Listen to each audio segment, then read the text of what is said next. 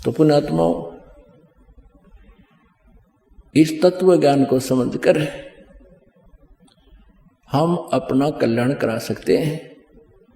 और ये तत्व ज्ञान जो आज ये दास आपको सुना रहा है, 600 वर्ष पहले परमेश्वर कबीर जी ने अपनी अमृतवाणी में सुना था। क्या कहा था?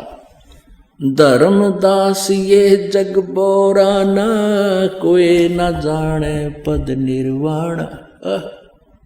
ऋग्वेद मंडल नंबर 9 सूक्त नंबर 86 मंत्र 26 और 27 में, ऋग्वेद मंडल नंबर 9 सूक्त नंबर 82 में और मंत्र नंबर 1, 2, 3 में, ऋग्वेद मंडल नंबर 9 और सूक्त नंबर 96 के 16 से 21 तक 20 तक मंत्र में, और ऋग्वेद मंडल नंबर 9 सूक्त नंबर 20 के मंत्र नंबर 1 में, और भी अनेकों स्थानों पर ऋग्वेद मंडल नंबर 9 सूक्त नंबर 1 मंत्र नंबर 8 और 9 में।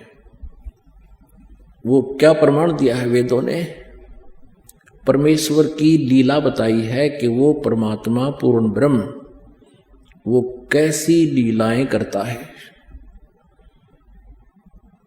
उसमें क्या बताया है कि वो पूर्ण परमात्मा ऊपर तीसरे मुक्ति धाम में रहता है और वो कबीर देव है, कबीर साहब है।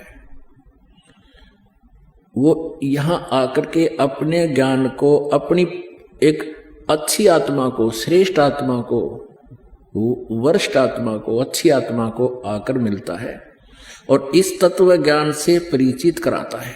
वो परमात्मा वेदों में कबीर देव कहलाता है। हम उसको कबीर साहब कहने लगे, हम वह को वह बोलते हैं। और कवि का अर्थ, ये व्याकरण के ज्ञाता क्या करते हैं, कवि का अर्थ सर्वज्ञ करते थे, सर्वज्ञ नहीं, या तक कवि का अर्थ कव्य करो, क्योंकि कवि का अर्थ सर्वज्ञ नहीं हो सकता। कोई भी कवि सर्वज्ञ नहीं हुआ है। अब कवि क्यों कहते हैं? उस परमात्मा का नाम कवि क्यों है? क्योंकि वो अपनी महिमा का ज्ञान लोकोक्तियों के माध्यम से, कविताओं के माध्यम से, काव्यन्या, ऋग्वेद मंडल नंबर 9 सूक्त नंबर 96 के मंत्र नंबर 16, 17, 18, 19, 20 में स्पष्ट किया है। उसमें वेद ज्ञान दाता ये ब्रह्म है, काल है, ये कहता है भगवान आप अपने वास्तविक नाम का ज्ञान कराएं। 16वें मंत्र में, मंडल नंबर 9 सूक्त 96 के मंत्र 16 में। फिर 17वें में ये स्पष्ट कराया 17, 18, 19, 20 में कि वो कबीर देव है और वो अपने महिमा का ज्ञान, अपनी जानकारी स्वयं ही प्रदान करने आता है। गीता जी अध्याय नंबर 4 के श्लोक नंबर 32 में उसी के बारे में कहा कि ब्रह्मणे मुखे, उस सच्चिदानंद घन ब्रह्म के द्वारा अपने मुख से उच्चारित उस अमृतवाणी में, तत्व ज्ञान में वो ज्ञान, आध्यात्मिक यज्ञों की जानकारी, ज्ञान की जानकारी विस्तार से कही गई है। और उसको तत्वदर्शी संत से सुनने के लिए कहा है 4 अध्याय के 34वें श्लोक में, गीता ज्ञानदाता कहता है। तो यहां वही बता रहे हैं कि वो परमात्मा अपने महिमा का ज्ञान आप ही बताने के लिए सतलोक से चलकर आता है, अपने मुक्ति धाम से गति करके आता है और अपने ज्ञान को कविताओं के माध्यम से वर्णन करने के कारण वो प्रसिद्ध कवि की उपाधि भी प्राप्त करता है।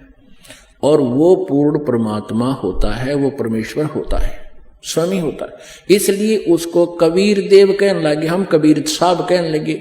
वेदों में उसको कवि कहा है, तो वो कवि कहो, हम उसको कबीर साहब कहते हैं। वो अपनी अच्छी श्रेष्ठ आत्माओं को आकर मिलता है, अच्छी आत्मा को अपना ज्ञान सुनाता है। वो परमात्मा राजा की तरह दर्शनीय है, उसका नाम कबीर देव है। वो 3 प्रकार से शरीर स्थिति है उस परमात्मा की। एक रूप में वो तेजो में शरीर में अपने सतलोक यानी अमर धाम में रहता है, और अपना ही अन्य रूप बना करके कभी शिशु रूप धारण करके आता, वो द्वितीय स्थिति है।